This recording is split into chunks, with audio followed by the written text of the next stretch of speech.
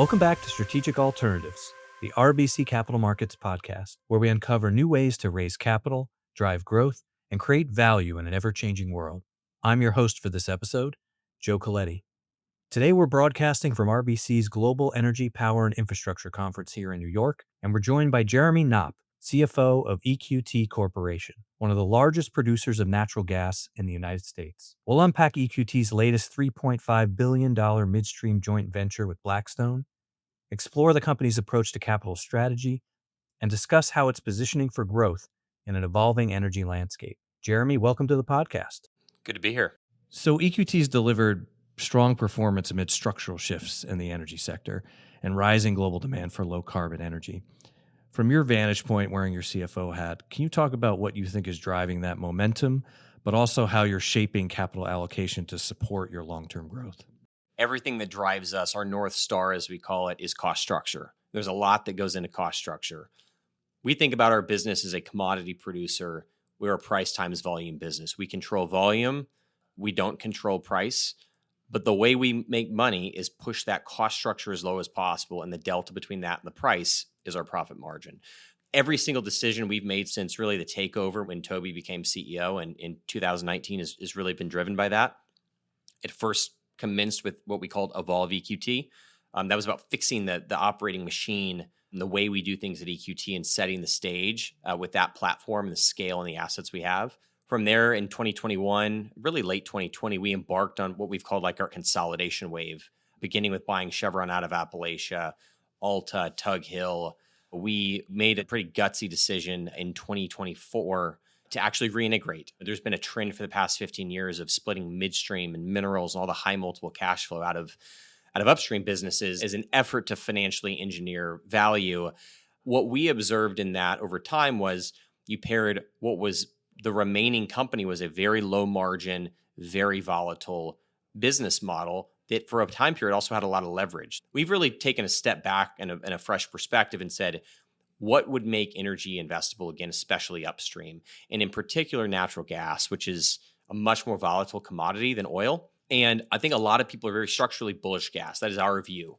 But how do you own exposure to that, but not worry about what's happening this winter, what's happening this summer? So we made the decision to reintegrate. We bought back Equitrans, which was spun out of EQT in 2018.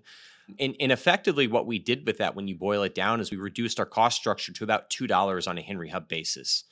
And what I mean by that is we only need about $2 gas at Henry Hub to start producing our first dollar of free cash flow.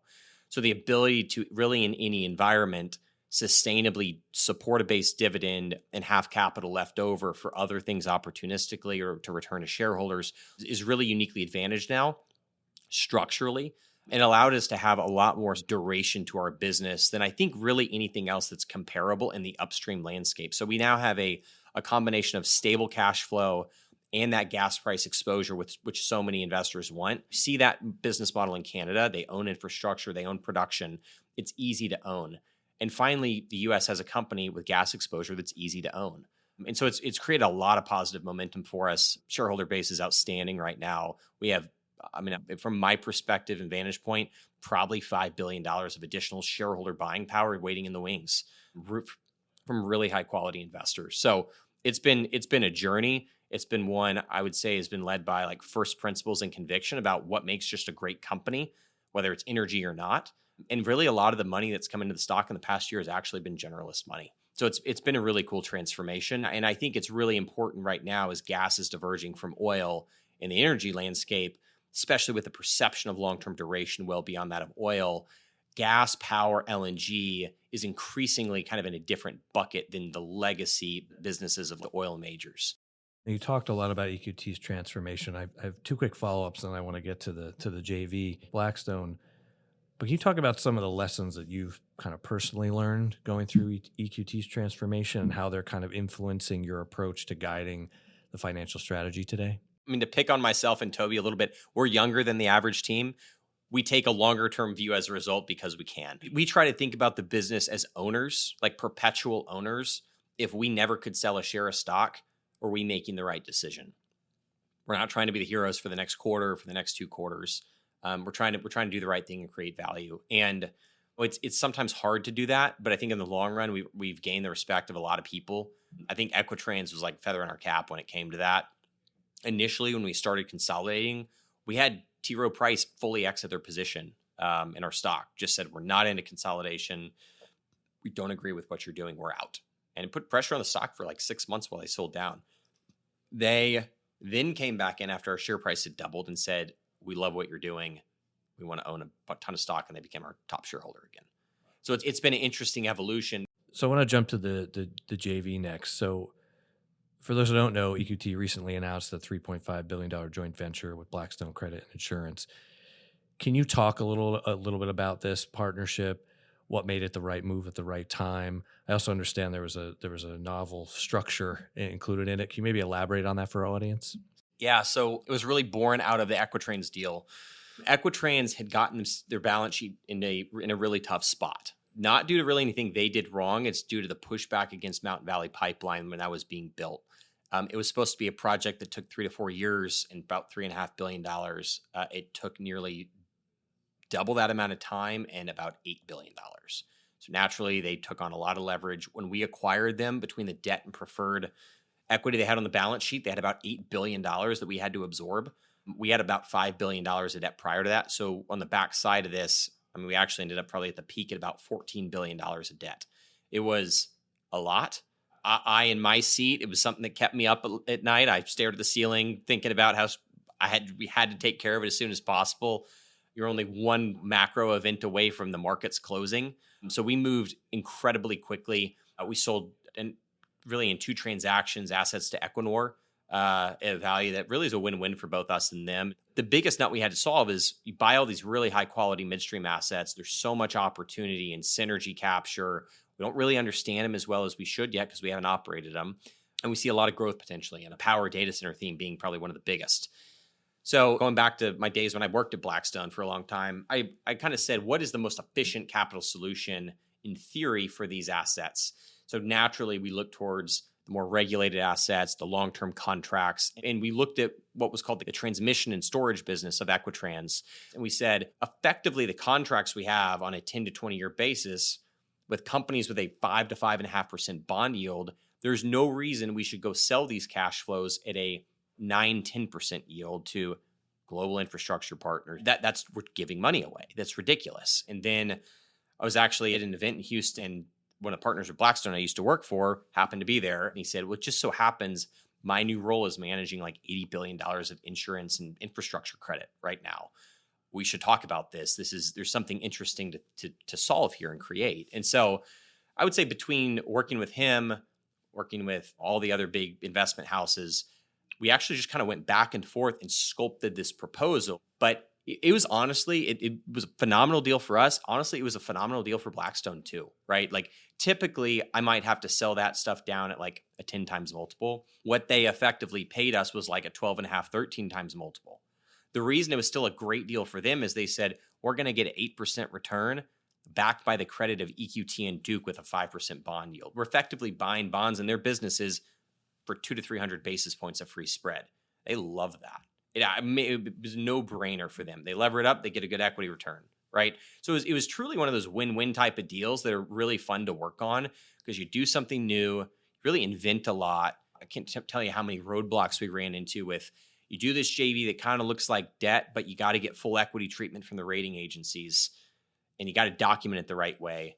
We carved out the growth rights on it. So expanding Mountain Valley Pipeline, anything to do with like these data centers and like build new pipeline. And the beauty of having partners like we have now with Blackstone is it's more of a passive investment. And so the beauty of this is it's almost like we took a super high quality asset. We preserved the ability to capture synergies. They have a capped return if multiples expand. So we effectively took these assets, put them on the shelf and said, we'll buy this back later in time or have the option to. And it's treated as equity. We accomplished the sale at a high multiple and we kept all the long-term option value. So it was a really cool solution. We actually had some of your bankers at RBC work on it with us and help us get the final structuring and rating agency work across the finish line. That was a really interesting backstory. And as you said, it's a really creative, innovative solution to what you were trying to solve there. So if you look beyond the JV and you think about the areas of your portfolio, whether it's upstream, infrastructure, tech, that you think offer some of the most compelling growth opportunities, particularly in the next, say, 3 to 5 years? What would you kind of point to? We're looking at a lot of what's happening in the power space right now, especially in Basin or in Virginia, where Mountain Valley delivers a lot of gas into the Ohio market. We sell a lot of gas to these downstream utilities as it is. We're seeing a lot of interest in Basin and Appalachia, especially to like retire old coal plants. There's an interconnect to the grid, build a new gas plant there, build an adjacent data center. And EQT being investment grade, fully integrated, we can provide infrastructure, water solutions, gas solutions. We have phenomenal state and local regulatory relationships to really be like the partner of choice. We're looking at this not only from the standpoint of maybe we can replicate what we've done with some of the big utilities in the Southeast, perhaps, where we get paid a premium to index, but we can create captive growth that we build a pipeline to. We get a great return on the infrastructure at a very low risk. We open up the ability to grow volume into that without disrupting market balances. We think there could be up to 6-7 BCF a day of growth in a market that today is about 36 BCF a day. That's the equivalent of adding a whole nother EQT to Appalachia, right? That is a tremendous amount of growth at where you are in the life cycle of shale. So we're having a lot of really cool conversations with hyperscalers, with utilities and private equity and everybody involved in trying to make this thing happen. Whether it's brownfield expansions, greenfields, there's a lot to do, huge capital projects. So they don't happen overnight. But I think the way we're positioned with our 2 million acres or 3,000 miles plus of pipeline infrastructure, one of the biggest water networks in that part of the country, it's going to be really cool to see what we unlock. And I'm excited to try to get some of this stuff across the finish line. Continue to think about your portfolio for a second. We've talked a little bit about M&A. How do you think about the role of M&A? What signals are you looking for when you're thinking about, do we acquire, do we divest, do we partner? We try to keep it based on first principles. It's all about cost structure at the end of the day. And then how do you effectively acquire a bunch of cheap call options? A lot of optionality you don't pay for. One of our acquisitions with a business called Alta in 2021, we effectively bought 100,000 acres of development production. We got 200,000 acres effectively for free. Lower quality, gas prices were in the twos. Huge call option value. Equitrans, another great example, 3,000 miles of irreplicable infrastructure in a part of the world where it's really hard to build stuff anymore. There's multiple layers in Appalachia beyond the Marcellus to develop. You reuse that infrastructure over and over. Olympus, another acquisition that we announced with earnings last quarter. We expect to close around mid-year. I look at it as a value buy, right? We got to call it mid-teens free cash flow yield, mostly equity deal, relative value style structure. It's right next to a lot of the biggest power projects that we're talking to right now. You get one of these many deals done, you grow that position. You could probably save yourself money in the cost of getting directly connected to a given power plant. It's just totally free upside. So if you rewind 5 years, the U.S. market was so fragmented. Every basin, there needed to be consolidation.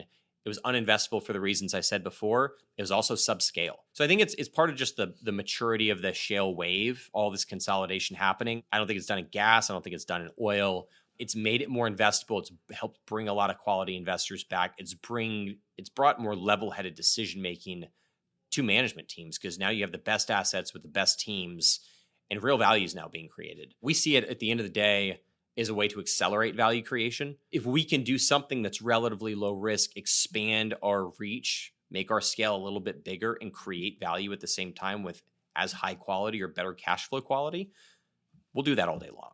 I think there's a lot of good tailwinds to keep that train rolling. We always talk about the energy transition presenting both strategic opportunity but financial complexity. If you think about the role of CFO and how it's continuing to evolve, how it may continue to evolve as you sit in this seat, especially at a company like EQT that's balancing scale, innovation, sustainability all at the same time. Where do you think this kind of role may change? How may it change moving forward? It's become a role increasingly of where you need to have a strategic skill set, understanding capital structure and risk and how to mitigate that, understanding M&A, really understanding how to allocate capital. If you're EQT, that's between $2 and $4 billion a year. Right? The best way to create long-term value is to reinvest it and compound the capital. And over a long period of time, consistent compounding with long duration is what will drive share price creation and a ton of value creation for shareholders. So we have one more question for you.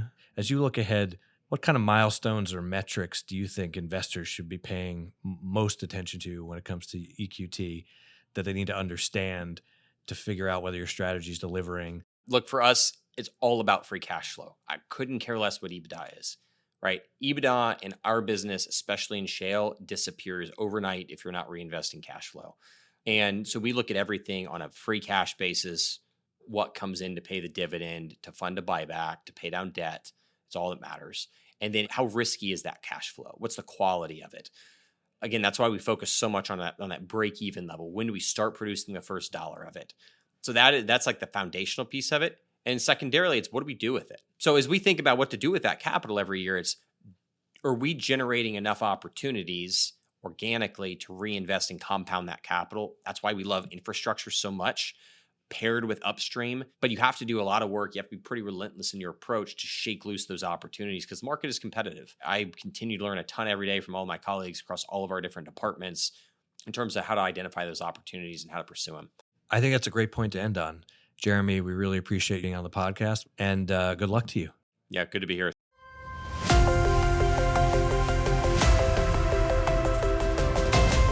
Thanks for listening to Strategic Alternatives, the RBC Capital Markets podcast.